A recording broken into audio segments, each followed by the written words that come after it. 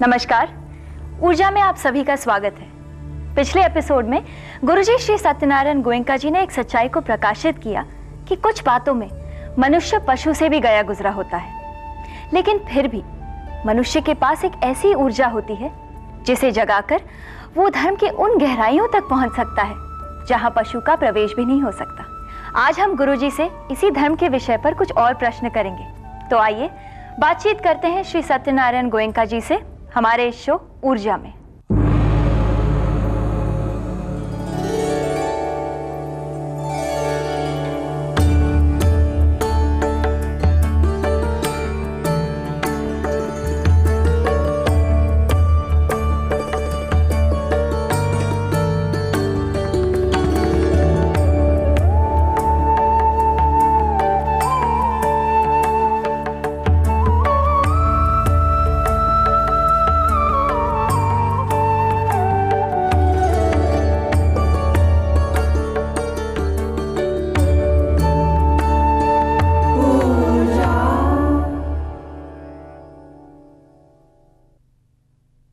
प्रणाम गुरुजी।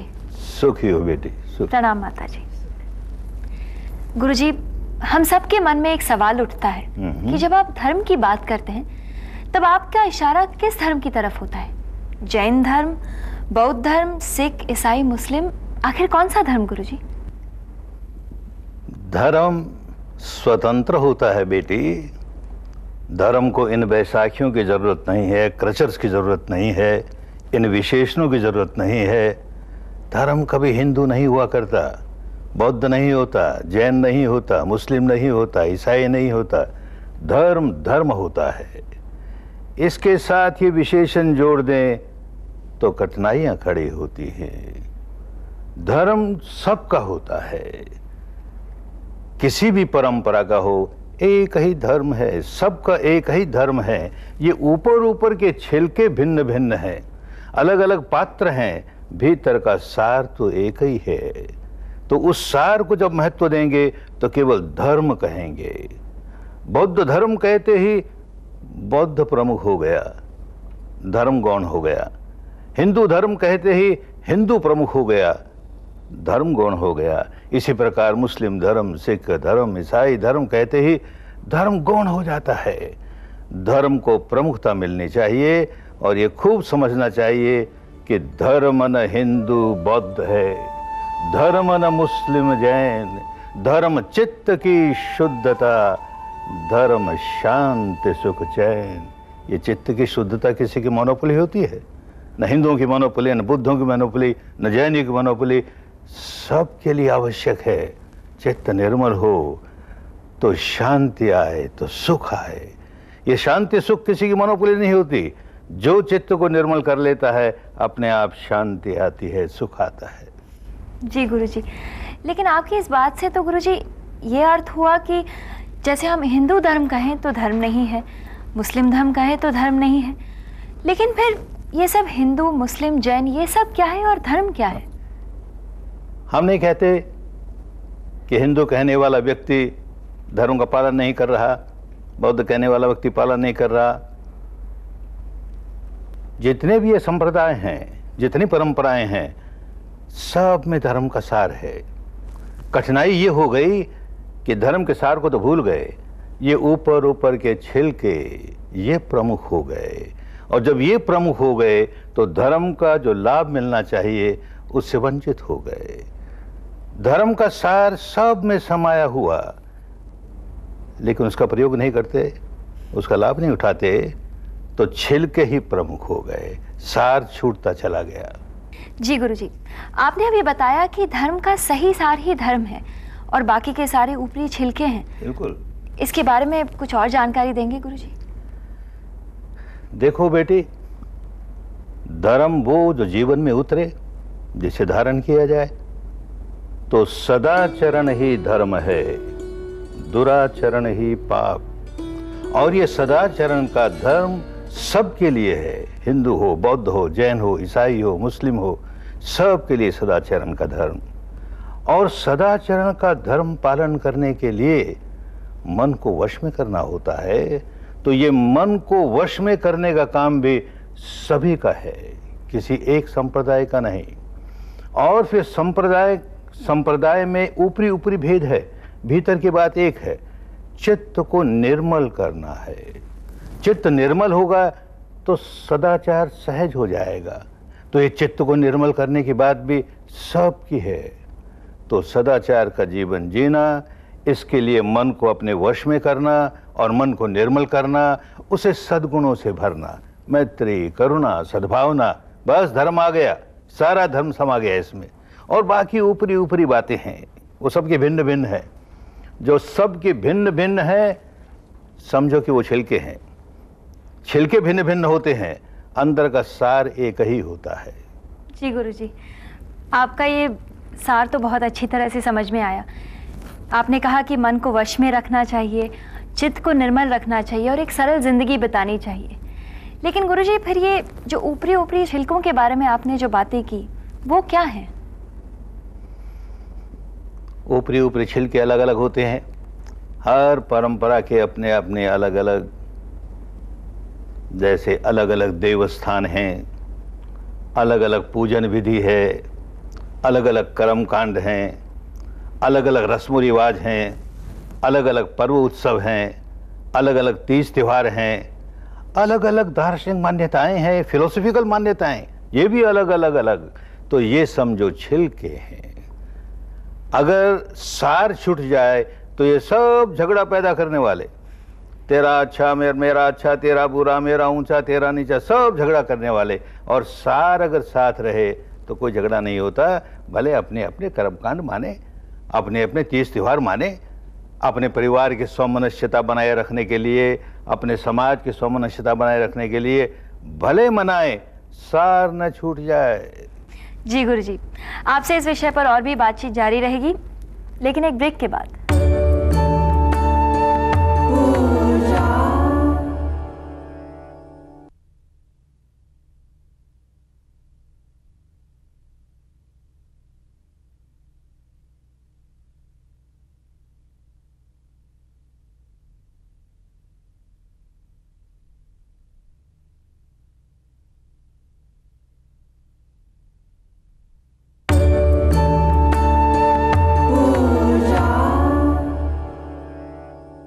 गुरुजी, आपने अभी बताया कि ऊपरी छिलकों के भीतर सार ही है, तो फिर हर संप्रदाय वालों को इसका लाभ क्यों नहीं मिल सकता? सार तो समाया हुआ है बेटी, लेकिन सार जीवन में उतरे नहीं तब क्या होगा? केवल छिलके छिलके ही रह जाएं और सार को हम जीवन में उतारे नहीं, उसे ग्रहण करें नहीं, केवल छिलकों से क्या मिलने वाला है? धर्म सार तो छूट गया, छिलके बचे निस्सार। शुद्ध धर्म के सार बिन बिगड़े जग व्यवहार। व्यवहार करना ही नहीं आएगा। एक दूसरे के साथ कैसे संबंध करना है, कैसे बातचीत करनी है, कैसे बर्ताव करना है, सब भूल जाएंगे। ऊपर ऊपर के छिलके। एक उदाहरण से समझो, एक बीमार आदमी किसी डॉक्टर के पास जाए अपना इलाज करने के लिए। डॉक्टर उसको देखे, भाले और समझ करके एक दवा लिख दे। एक चिट पर दवा लिख दी उसने। अब वो घर आकर के रोज पाठ करे। चिट पर लिखा है ना, 2 गोली सुबह, 2 गोली दोपहर को, 2 गोली शाम को, 2 गोली सुबह, पाठ करता जाए। दवा लेगा नहीं, पाठ करेगा केवल। तो सार कहाँ रहा? छिलके केवल रह गए ना। दवा लेगा उस दिन सार उसे प्राप्त हुआ, अन्यथा सार नहीं मिलेगा। पाठ करना बुरी बात नहीं है। हम पाठ करके देखें कि कौन सी दवा है, कितनी बार लेनी है, बस खत्म। अब दवा लेनी है और पाठ ही करता रह गया और दवा ली नहीं, तो निकम्मी बात हुई ना। ये निस्सार में उलझे हुए हैं सब, उससे बचना चाहिए। जी गुरुजी, आपने ठीक समझाया। गुरुजी, आपने कहा कि चित्त को निर्मल रखना चाहिए, लेकिन गुरुजी ऐसा भी तो हो सकता है कि कभी कभी हम अपने मन को पूरी तरह वश में न रख पाए, लेकिन हम अपने आचरण को तो ठीक रख सकते हैं।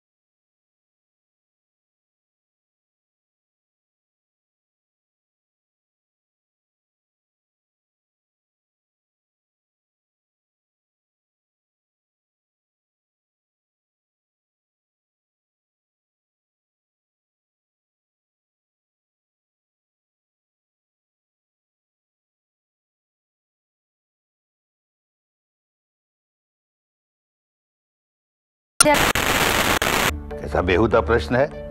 कोई आदमी हमारे पास आया, भेंट लेकर आया, हमने भेंट नहीं ली, उसकी भेंट उसके पास। तो बूढ़े बाबा, यही मैं कहता हूं कि तुम हमारे यहाँ अतिथि की तरह आए और ये गालियों की भेंट लेकर आए। हमने तो नहीं स्वीकार की तेरी भेंट तेरे पास। बूढ़ा बड़ा समझदार था, बात समझ में आ गई कि अरे हम क्या करते हैं सारे जीवन भर। वो 2 गालियों की भेंट देता, हम 10 गाली देते हैं, 10 गालियों की भेंट देता, वो 100 गाली देते हैं, और ये कैसा आदमी है, भेंट स्वीकार नहीं करता। तो सारी बात समझ में आई। तो उसने भी धर्म धारण करने की विद्या सीखी भगवान से, और सारा जीवन ही बदल गया, जीवन मुक्त हो गया।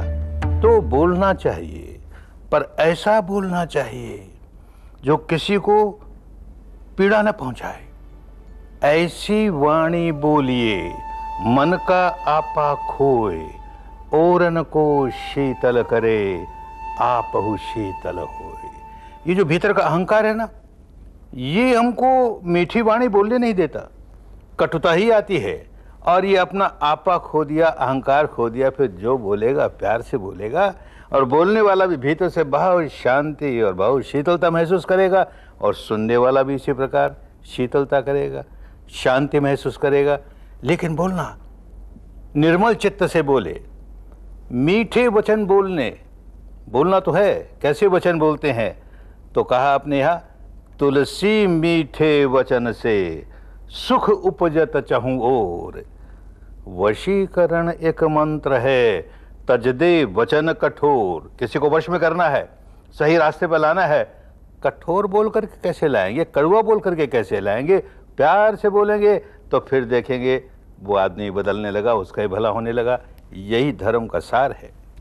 जी गुरुजी, आपकी इतनी अच्छी बातें सुनकर तो मैं भी अपनी वाणी और भी सॉफ्ट और स्वीट करने की जरूर कोशिश करूंगी। करनी चाहिए बेटी, और मुझे विश्वास है कि हमारे व्यूअर्स भी यही कोशिश करेंगे। बहुत ठीक। शुक्रिया गुरुजी। प्रणाम। सुखी हो। प्रणाम माता जी। तो दर्शकों, आज का हमारा ये एपिसोड यहीं पर समाप्त हुआ।